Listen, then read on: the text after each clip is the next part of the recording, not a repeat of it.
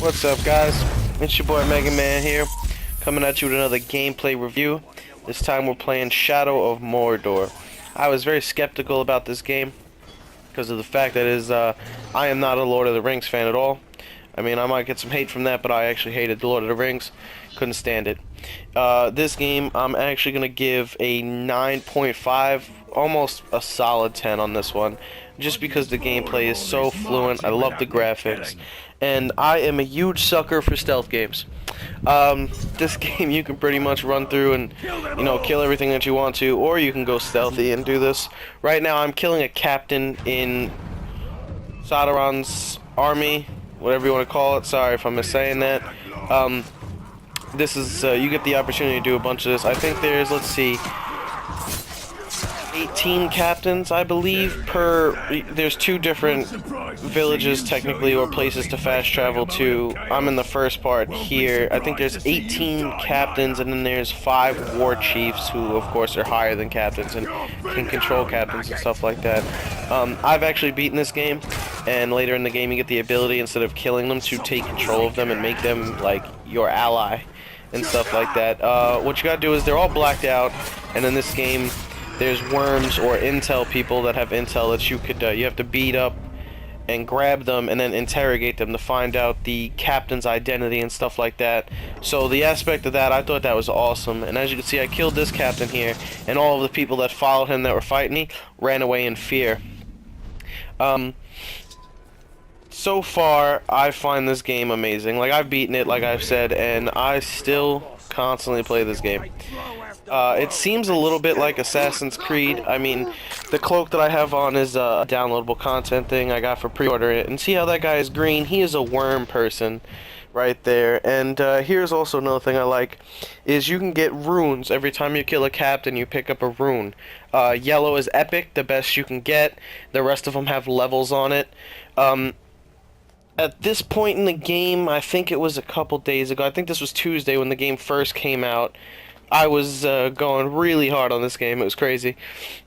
I had almost every rune slot for my sword, and I have a lot of rune slots for almost everything.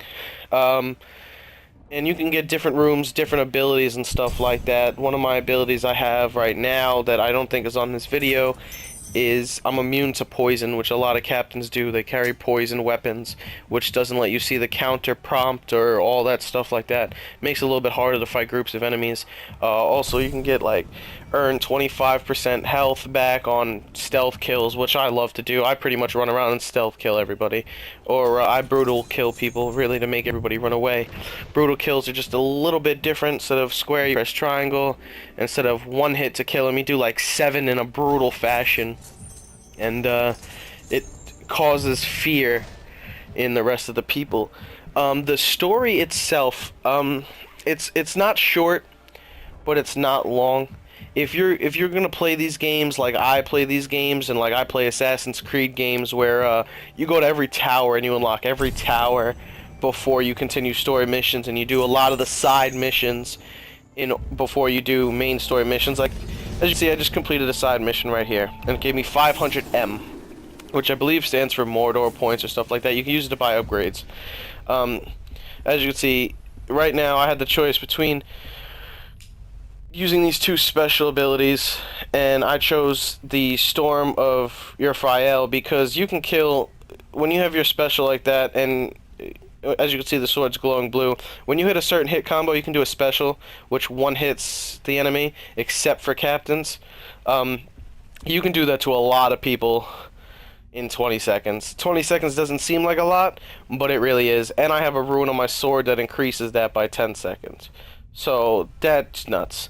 You get the Mordor points up there by doing side missions, by completing main story missions, mostly by doing side quests, such as freeing slaves, or freeing humans from orc or Uruk control. You get stuff like that. You also get stuff like that for each weapon, such as dagger, sword, and bow.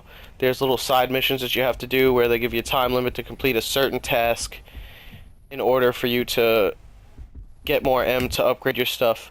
Here's a brutal kill right here. As you can see, I do a 7-8 hit combo That's it. Here's another thing I love is this is grog, which I'm assuming is their alcohol that they can drink and stuff like that. After you get to a certain point in the story, you actually gain the ability to poison grog, which is amazing because if you really wanted to, instead of you having to go through and killing everybody in a place, if you poison the grog, a lot of them go to the grog over and over again just to get drinks, and it poisons them and kills them. Right here, I'm trying to kill a war chief. It gave me an objective to draw the war chief out. I had to kill 20 enemies without taking any damage.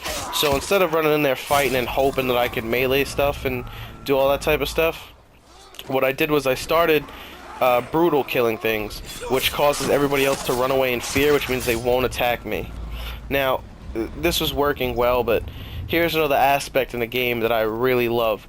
They have these things called Karagors, which are like giant dogs, but they got fangs and they're huge, and the orcs keep them in cages. So what I do is I come up here with my bow, I slow down some time, and I shoot the cage open, and I let the Karagors take revenge on their orc leaders. And as you can see, every time the Karagor kills one, it also increases the number of kills without taking damage. So I believe there are 3 of them in this area.